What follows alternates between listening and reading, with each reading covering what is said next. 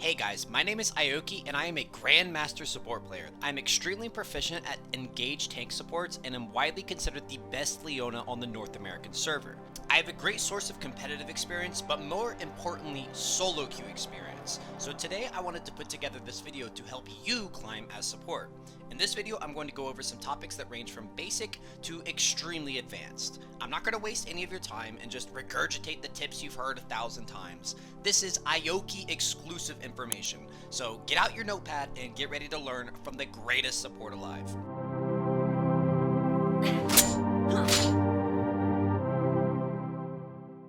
The first thing I wanted to talk about in this video is how do you climb as support? This is by far the most frequently asked question I get on my stream. So let's start there. How do you carry from support?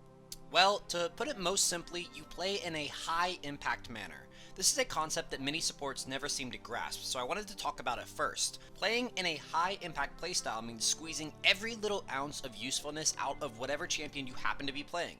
It means being an engager. It means being a shot caller. It means understanding when and where you need to be on the map. You know when you get to the end of a solo queue game and the entire enemy team types support diff? That support played in a high impact playstyle. There's an infinite amount of ways to achieve this depending on the champion you play. I'll rattle off a few instances. If you're playing Leona, playing in a high impact manner means you're pushing the minions level 1 and engaging and killing them at level 2. If you're playing Blitzcrank, it means sweeping the bush, communicating to your team that you've got the ambush angle, and hooking a carry. If you're playing Thresh or Pyke, it means you're making roams and affecting every lane in the game. Now, what you're not doing is standing behind your ADC, praying to God that he doesn't get caught and die. The key is to be proactive, not reactive. Proactive means you're making the first move and making the enemy adapt to you.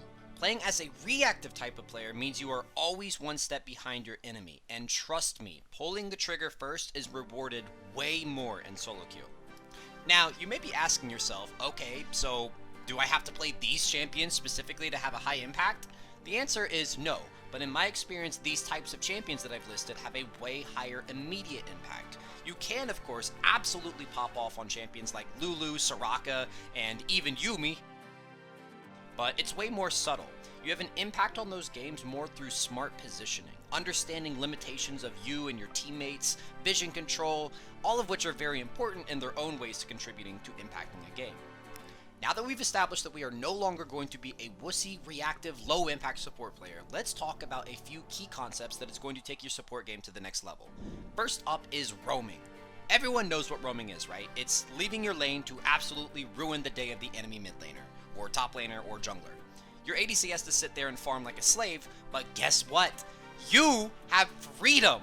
Remember, you are the team's support, not the AD carry's support.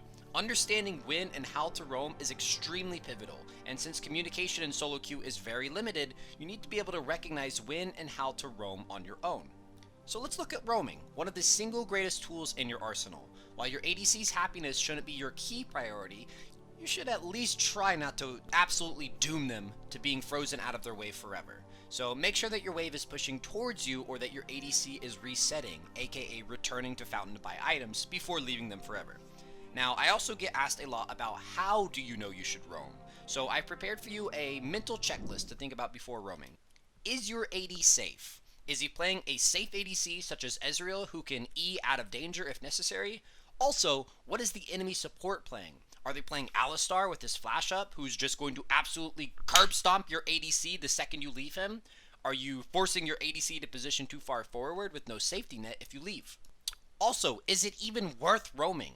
It is typically difficult to make a mid-roam work if your mid laner doesn't have any CC early in the game, or if the enemy mid laner has an escape or an ability to stall the 2v1, such as a Kali Shroud.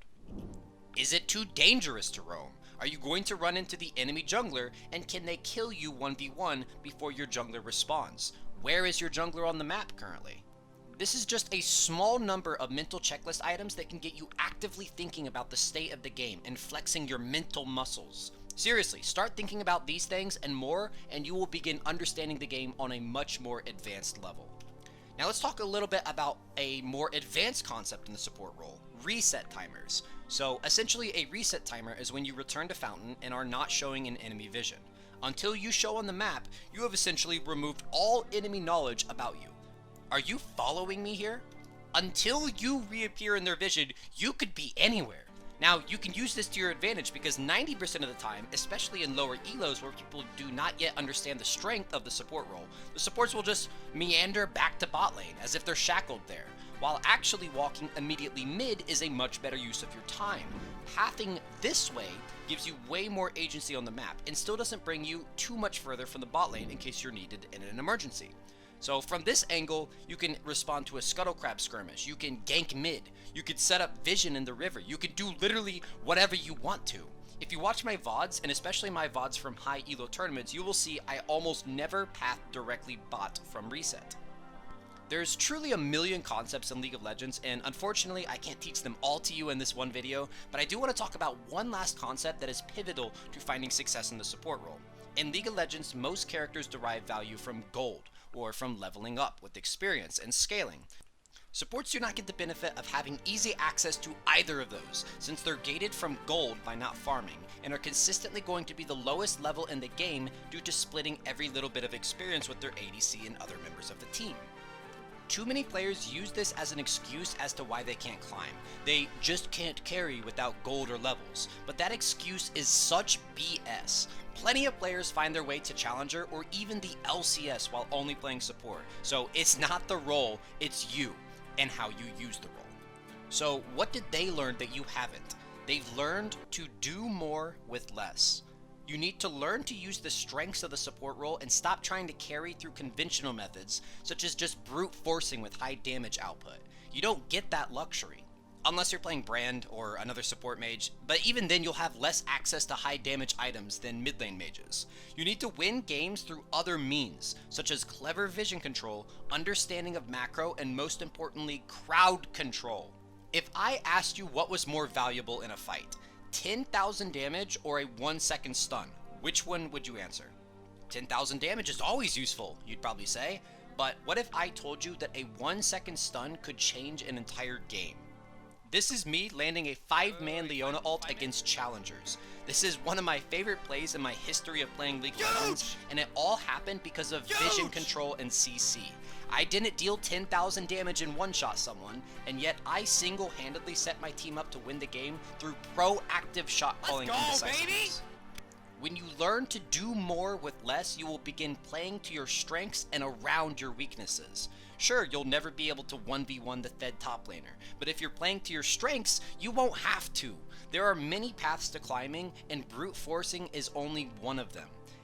As I mentioned before, there are millions of concepts to learn in League of Legends, but hopefully this video opened your eyes to a few of them that you've never heard discussed before.